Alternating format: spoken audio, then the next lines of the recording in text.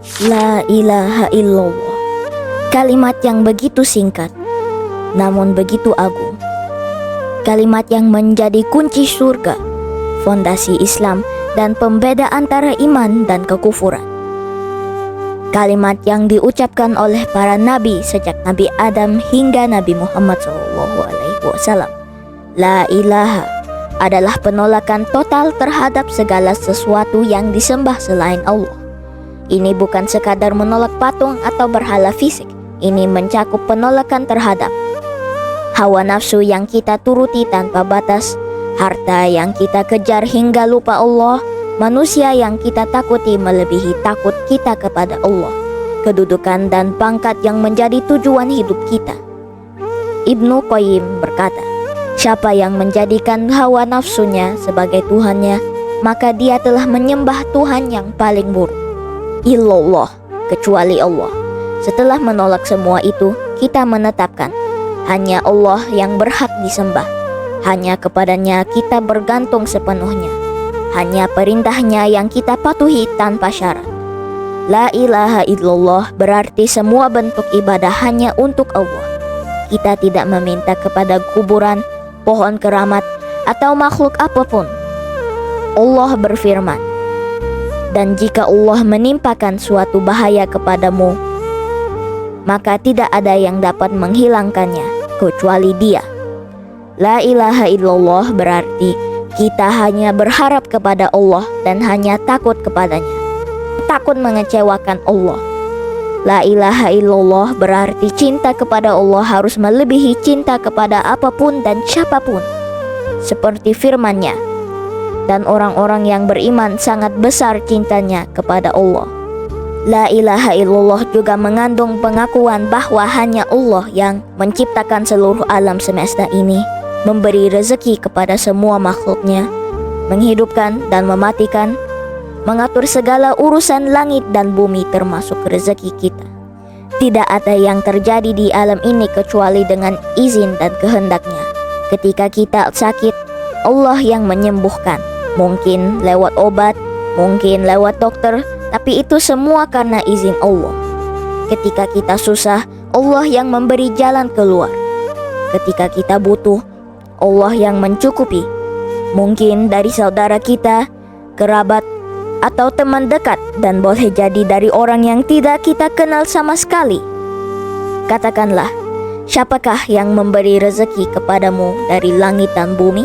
Siapakah yang menguasai pendengaran dan penglihatan? Dan siapakah yang mengeluarkan yang hidup dari yang mati, dan mengeluarkan yang mati dari yang hidup?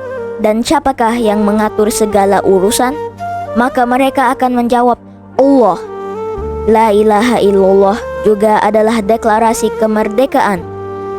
Merdeka dari perbudakan kepada manusia, ketakutan kepada makhluk lain, ketergantungan kepada selain Allah, pengharapan kepada yang manusia atau jin.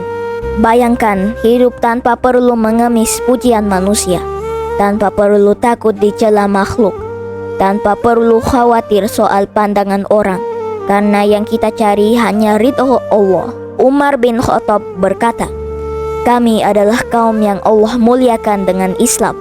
Apabila kita mencari kemuliaan dengan selain Islam, maka Allah akan menghinakan kita. Ulama menyebutkan ada 7 syarat agar kalimat ini diterima.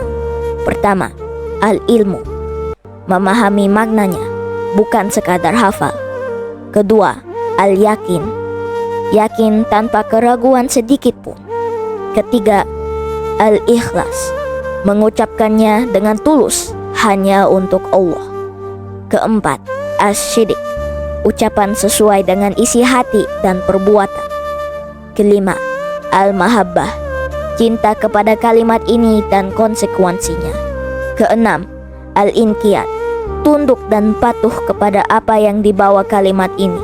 Ketujuh, al-qabul, menerima semua yang dituntut oleh kalimat ini. Rasulullah SAW bersabda, barang siapa yang mengucapkan la ilaha illallah dengan ikhlas dari hatinya, maka dia masuk surga. Sahabat bertanya, apa ikhlasnya? Beliau menjawab, yang menghalangi orang itu dari apa yang Allah haramkan. La ilaha illallah bukan sekadar kalimat yang ringan di lidah. Ia adalah komitmen total, revolusi jiwa, dan transformasi hidup. Kalimat ini pernah mengubah orang-orang jahiliyah menjadi generasi terbaik umat manusia. Dan kalimat ini pula yang akan menjadi kunci kita memasuki surga.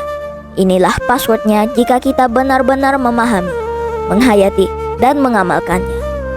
Apakah la ilaha illallah kita sudah benar-benar tertanam di hati? Apakah ia sudah tampak dalam setiap ucapan dan perbuatan kita? Semoga Allah membantu dan menjadikan kita termasuk orang-orang yang benar-benar mengamalkan la ilaha illallah. Barang siapa yang membantu saudaranya, maka Allah akan mudahkan jalan untuknya. Jangan lupa like, follow, dan subscribe ya. Insya Allah bermanfaat.